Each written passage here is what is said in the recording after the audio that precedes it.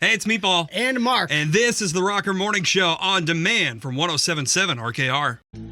107.7 RKR, it is the Rocker Morning Show with Meatball. And Mark Frankhouse. What's up, buddy? How you doing? I am great. I can see. I was going to say, I just had the eyeballs. Yeah, the eyeballs are good.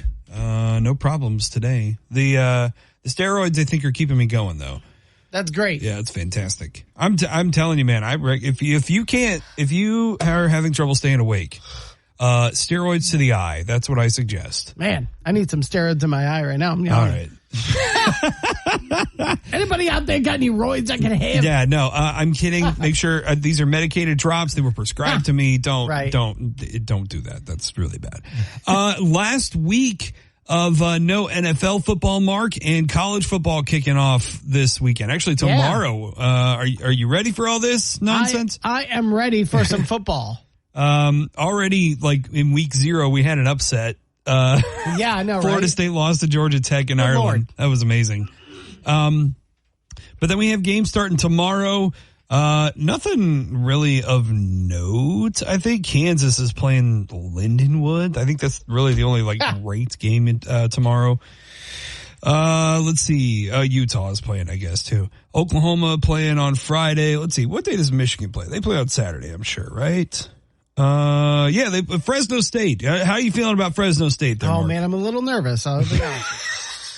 A little nervous about Fresno State. You don't think the Bulldogs would come in and upset you in your new house? Nope. Might be distracted by your new locker room, just thinking about your perfect game down there in the bowling alley. Too relaxed, too comfy. Thinking of that virtual golf simulator. Not your game plan. Oh my God. This, it's going to be an interesting year because the rankings look odd with a few exceptions. Like Georgia's still number 1. Ohio State ranked at number 2, but Ohio State didn't lose a ton of players last year, right?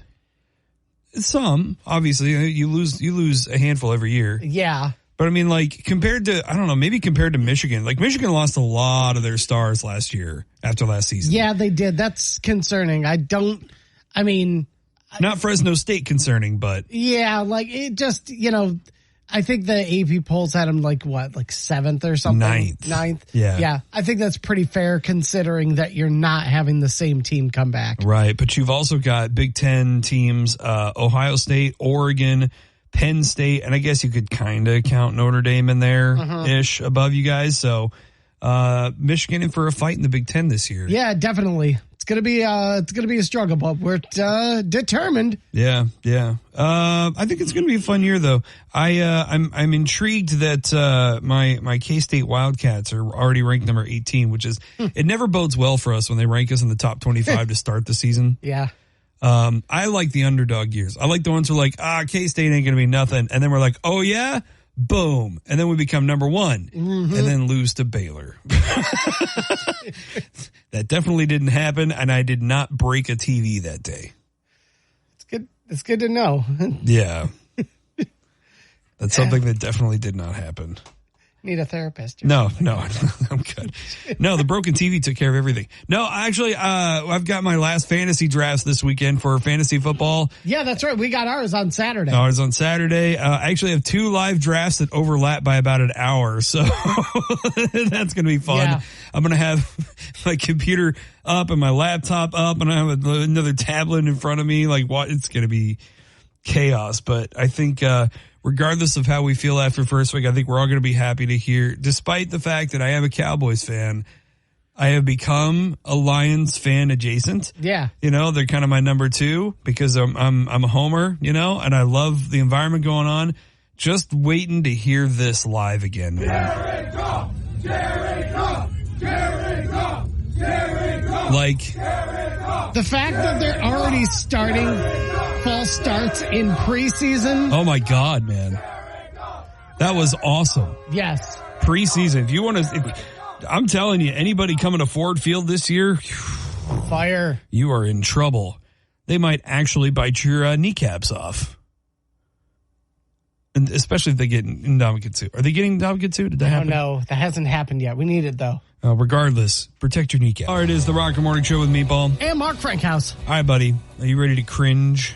Oh, boy. All you teenagers out there getting ready to go to school, too. When you hear Michigan's youngest town was born with Gen Z, you might think that's a bit sus. Doesn't have much drip. Just kind of hits different from what you'd expect, because you would think Michigan cities be older than that. Really, it feels kind of mid. But the whole thing is also possibly cap, because despite its high key claiming to be the youngest city, it's really giving old school Michigan Village, and it's been around for more than 120 years. But this is the T on Michigan's youngest city, not really, Brown City. I promised very few Gen Z slang words from here on out. I just had to read that part. If you're hearing this, you did not just have a stroke. Ask the kids. They know what it means. Brown City, Michigan is actually the youngest city in the state of Michigan. And it's claiming that it did not officially become a city until 1998. Huh. Despite the fact that it was founded in 1879. 1879. So for almost 200 years, this town existed. Brown City existed. It was a railroad town. There was a stretch of the Ohio, some kind of branch of the Ohio Railroad that went through there, transporting lumber and goods and stuff off the Great Lakes. Brown City is and was for the longest time considered fourth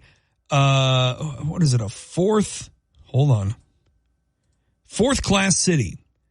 Wow. Now, this was a designation for cities in early Michigan where they could kind of govern themselves in a way, but they had limited ability to change anything about the laws or the way the city operated. They didn't have their own set rule of law, basically. Okay. They kind of operated off of, well, this is kind of this, and they were a little restricted, right?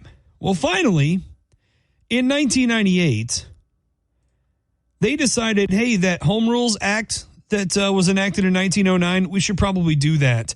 In 1998, the city of Brown City approved their first charter, and it made them a home rule city, one of the last to become such in the state of Michigan, thus making Brown City the youngest city in the state of Michigan that can govern themselves. Wow. So up until that point, they didn't have a charter. It was like, I don't remember.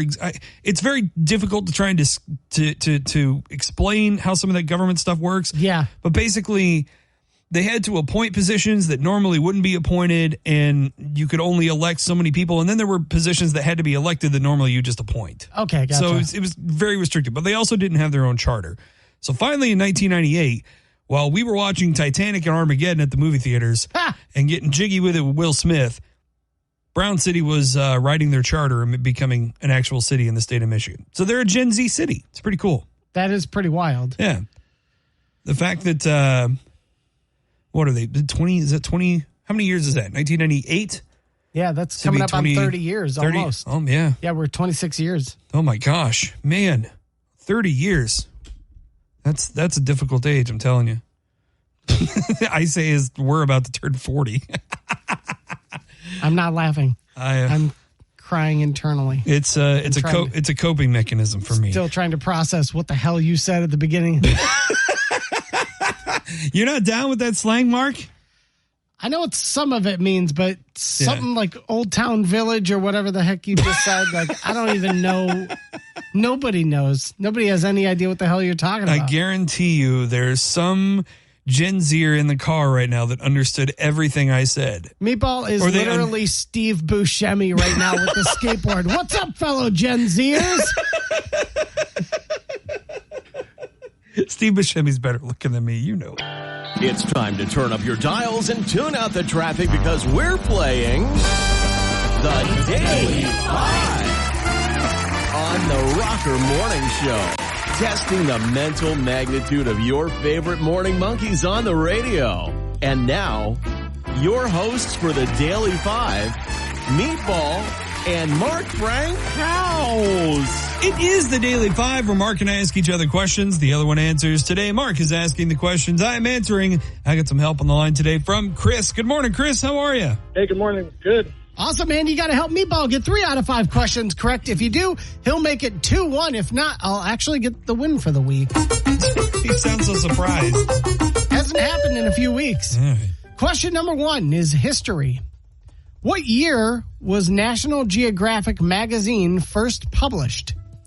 Was it 1888, 1899, or 1903?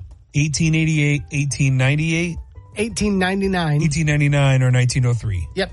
What do you think, Chris? I go 1903. Feeling 1903.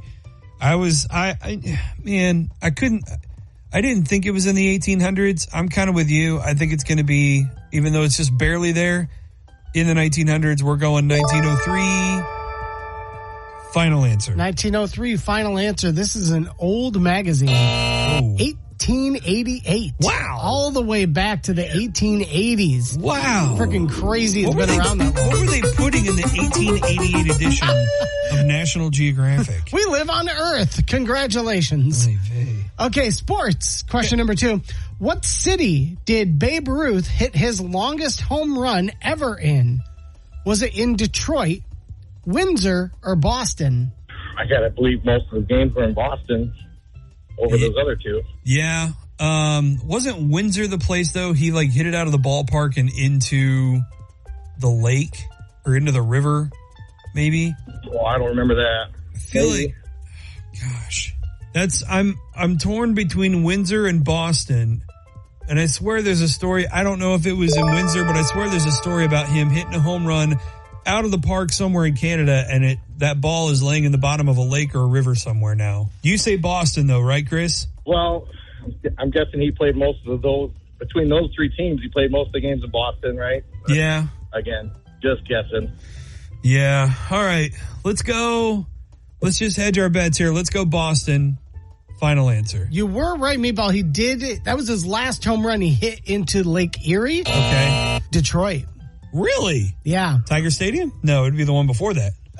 Well, technically Tiger Stadium. Okay, yeah. But we're gonna talk about that on Weird Ass Wednesday today. But okay. Yeah, it was between 600 and 625 feet. God. It was massive. Wow. All right.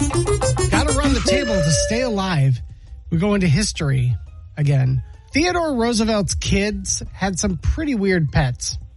Which of these was not one of them? A bear, a tiger, or a hyena? What? First of all, Theodore Roosevelt. This is a messed up individual. Yeah, not exactly great parenting there. A bear, a tiger, and a hyena? Yes. I feel like of the 3, the tiger would be the tougher to get, yeah? The toughest one, yeah. Yeah. Because a bear, Theodore Roosevelt, I'm pretty sure, took naps in the woods with bears. Right. I'm assuming he has bears. Yeah. And a hyena, I think you could get easier than a tiger. I'm feeling like tiger is not one of the pets, Chris. I agree. All right. We're going to go with tiger. Final answer. Tiger, final answer. You got it. Yes, he did have a bear and a damn hyena. He had a hyena. What the hell? Maybe he just told bad jokes and needed something to laugh at him. I don't know. Right. All right, geography. Okay. Montana has 3 times as many what as it does people? Cows, lakes, or geysers? It's got to be cows, right? Gotta be it. Yeah. Has to be cows. You agree, Chris? Yeah? I do. All right. We're going cows. Final answer. Cows, final answer. Got it. Yeah. Cows. Okay. All right. Not a lot of lakes there in Montana. All right. Geography again. Wow. Okay. There's a place called Rome on how many continents? 5, 6, or all of them? Well, I don't think there's a Rome Antarctica, so it's not going to be all of them. Okay. I don't think the Roman Empire made it quite that far south. Just a place called Rome on how many continents? Right. What was it was 6 and what? What was the 5, other? 6, and all continents. He's ruled out all continents. Is there... Coin. Oh, go ahead, Chris. Flip a coin. Flip a coin. No idea. Yeah. 5 or 6. I'm just trying to think. I know that obviously there's a Rome, Italy. There's all kinds of Romes in the U.S. There's probably a Rome in Asia because of, the Roman Empire. Australia. That's what I'm wondering is if there's surely there's one in Australia. Is there one in South America? And Africa? And that's a good point too. North America. Oh, definitely. Well, we have one in Michigan. There's one missing somewhere. Yeah. I really wonder if there's not a Rome in South America and Africa, and it's just 5. Got to get an answer.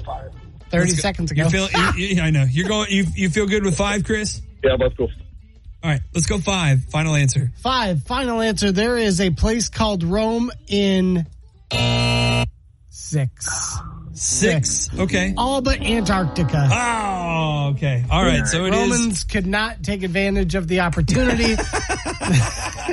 Antarctica really sleeping on the town called Rome. So I got the win for the week, and potentially starting to chase towards the sweep.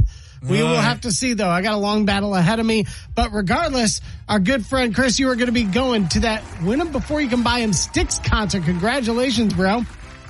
I appreciate it. Hey, man. You gave it a hell of a run with Meatball today. Yeah, thanks for the help, buddy.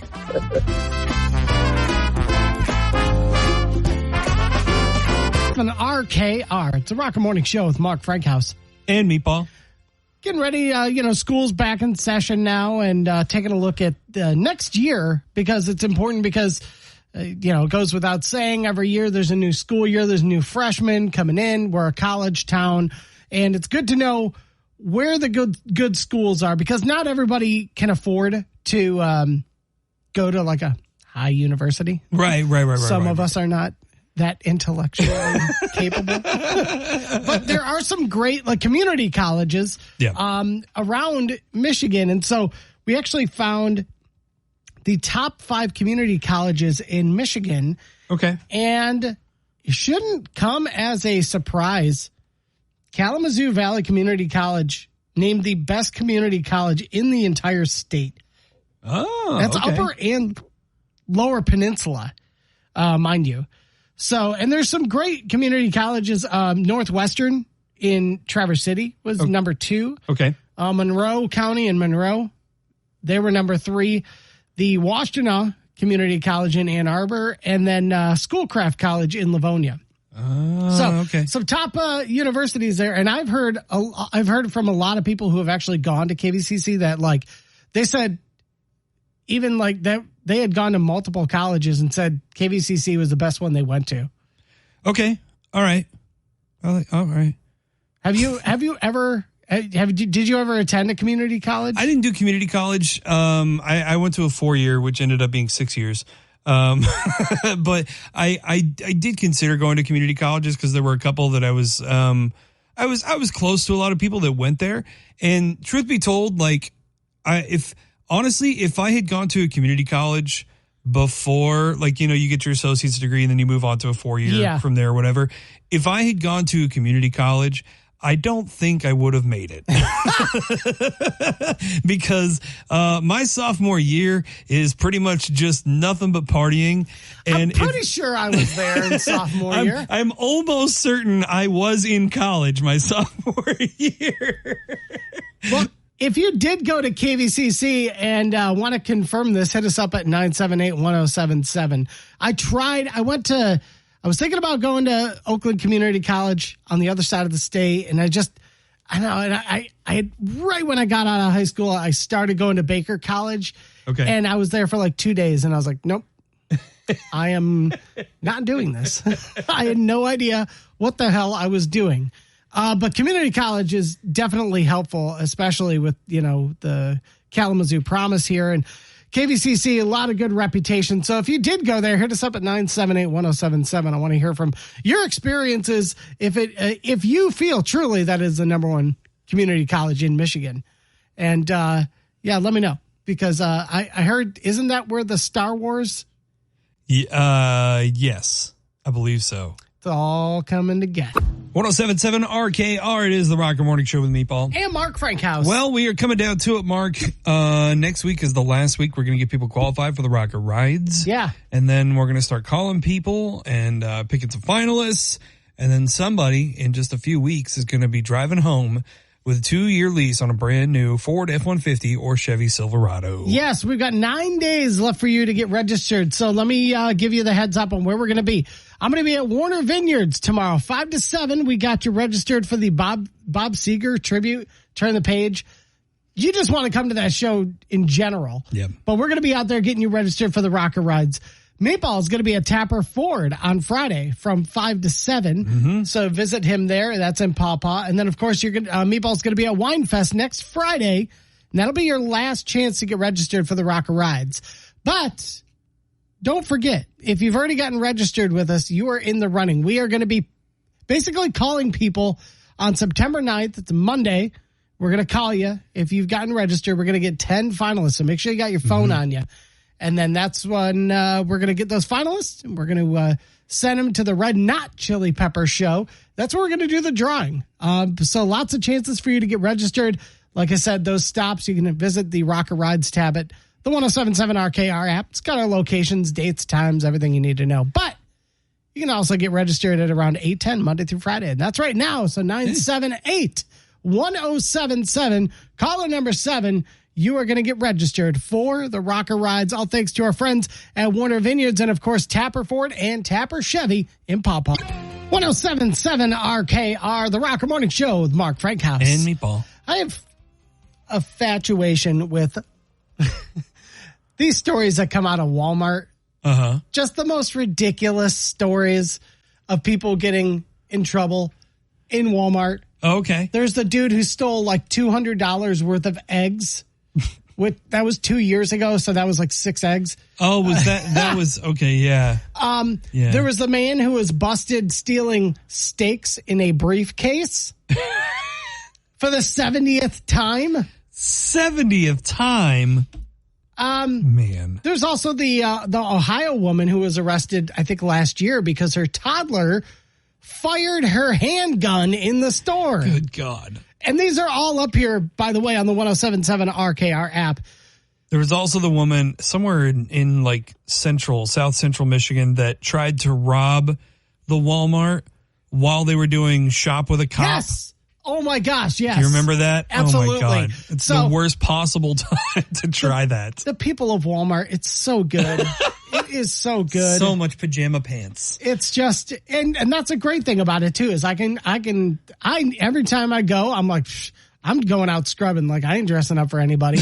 Right. But there's so many ridiculous things that come out of Walmart that it's like, I wanted to come up with a great list of ways you can guaranteed get kicked out of Walmart in Michigan. Are we doing a top 10? Yeah, let's do it.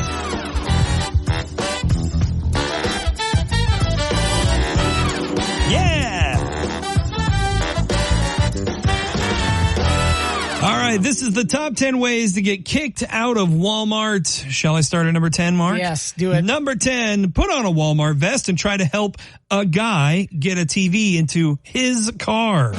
Yeah, I'm him. I'm Guy. Number 9, walk in with a suit saying, "You're Mr. Walmart," and everyone's fired. Oh, no. Number 8, demand all Ohio brands be permanently rolled back. Do the right thing. Number 7, best ways to get kicked out of Michigan Walmarts. Have a motor cart jousting match in the meat section. I'm ready for Renfest. That sounds like so much fun. Number 6, grab some of those cheap Lions jerseys they sell. Host a pickup game in the clothes department using a cabbage as the ball from produce. Number 5, help yourself to some snacks on a comfy chair and then go to the TV aisle and ask them to put on the game. Number 4, pretend to make very personal calls over the building's loudspeaker phone. They did not want to hear that. Not at all. Number 3, start a food fight between Subway and Annie's Pretzels. Oh, that'll be delicious. Number 2, dump out all of the Legos and mix them up in the middle of the store. And the number 1 way to get kicked out of Walmart, take those Legos and build a Lego Meijer store inside the Walmart. Woo!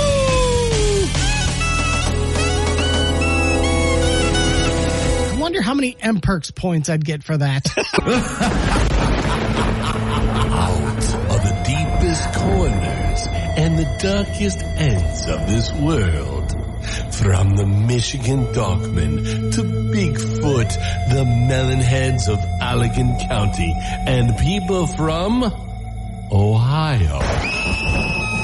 This is Weird Ass Wednesday.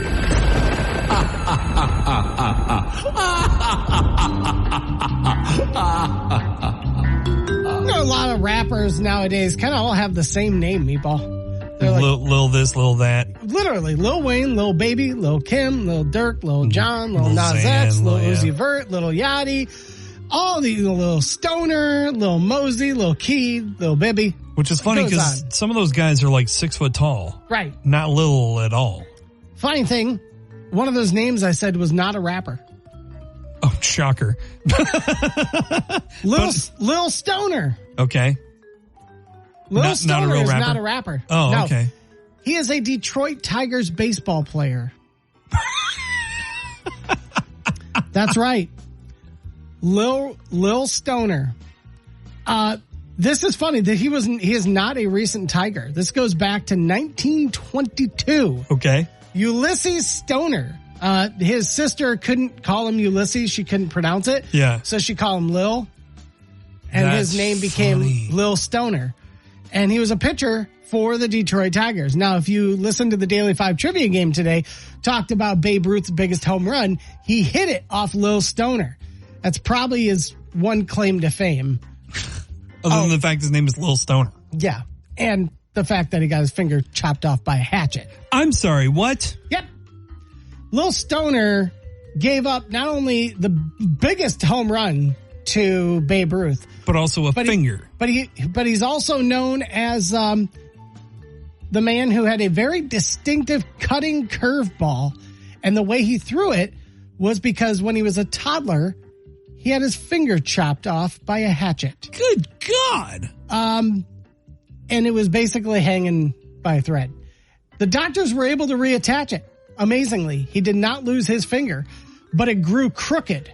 So because his finger grew crooked, it allowed him to grasp the ball. And when it came to throwing the curveball reaction with the wrist and the way it comes off the hand, it had a very distinctive curve that nobody else could throw. Whoa. Yeah. I believe he had 299 strikeouts. Oh my gosh. One shy of 300 for his career. So he missed that benchmark. So that's a lesson to you kids. If you want to learn how to throw a crazy curveball, chop your finger off and have it reattached when you're a child. The views expressed by Meatball are not necessarily those of Times Square Media. No, I would not suggest chopping your finger off with a hatchet so you throw a nice curve. Oh, okay. But that is the story of Lil Stoner, man. He unfortunately never won a championship, but you can imagine, actually, he's on Ranker as currently the 7th best baseball name of all time. So he's got that going for him, at least. Yeah. You can imagine if they actually sold Stoner jerseys at Comerica Park. Oh my God. Well, why you wouldn't can. they? Yeah, you probably still can. Just get like the classic edition, you know? They Right. make those. Exactly. That's good. That would be a high seller. Just saying. High seller. I see what you did there. Well, speaking of high sellers, how about we talk about best-selling pizza? That would be BC Pizza out here on West Main. Their best-selling pizza is that pickle pizza. Yes, I said that correct. Their best-selling pizza is a pickle pizza because it is easily the best thing they have on their menu. But of course, if you're more traditional, they've got that double pepperoni that is just, mwah! Oh, it's so good. Order whatever you want from them. Zoe, the Turner family over there, doing an incredible job of BC Pizza. They got that buffet going. They got all the orders you can possibly imagine, and those dessert pizzas. Oh my God. Off the chain. Completely. Thank you to our friends at BC Pizza out there on West Main in Kalamazoo. Please, please, please go get some pizza from them. They are our partners with Weird Ass Wednesday. 107.7 RKR. It is the Rocker Morning Show with Meatball. And Mark Freakhouse. Well, some unfortunate news, and I keep talking about this place over the last year or so, because it was actually the first brewery that you took me to in town when I moved here. Saugatuck Brewing in downtown Kalamazoo has now closed indefinitely because of a fire they had on the roof of the building there, the old Peninsula building that they're in. Now, the fire was on the roof. It was not in the restaurant. It was not in their area, but obviously they had to put it out with fire hoses and stuff. So, you know, they need to assess damage to the building, make sure it's all structurally good, make sure, you know, they're not going to have any issues in the walls and parts of the building where all that was taken care of. Yeah. Now I want to be clear here. Closed indefinitely. When somebody posts that, it usually, everyone's like, oh, they're gone forever. It's not necessarily true. Saugatuck is just assessing everything right now. And let me tell you, they have been through too much to get into that building to give up on it. You know what I mean? Cause they were it was the old Gonzo's Brewing place, I think was the name of it. Yep. And that's where you took me the first summer I moved here. And then like within a month or two, they were gone because they were moving to their new location at the old Peninsula building. But then through a series of unfortunate events, it just took them a lot longer to get open down there. They finally did April last year. And then, not too long ago, a few months, they like upgraded. They put in a whole bunch of like arcade games and stuff, like pool tables and whatnot, like skee ball. Like it was pretty cool. You know, it was a really cool spot to go hang out at night. And now this happens. So super unfortunate, man. So they're going to need our support definitely when they open back up. Because, you really hate to see that, man. That really does suck. And they have good beer, you know? They have really, really good beer, and I don't want to have to drive all the way to Saugatuck to get their beer. I think during Lent, we were talking about fish fries, and I went there on a Friday and got a fish fry. It was just phenomenal. Oh, their fish and chips were great. The food is awesome there. I think it's a little different menu than when it was the last time I went. But the food is excellent there. The beer obviously is great. It's a good time. So we hope everything turns out okay. And they can open up relatively soon. But yeah, for unfortunately for the time being, Saugatuck Brewing at least indefinitely closed in downtown Kalamazoo while they assess things. So, everyone else on the block seems to be good to go. I would imagine the apartments above Saugatuck there, the rooms above Saugatuck are probably kind of closed for the time being as well.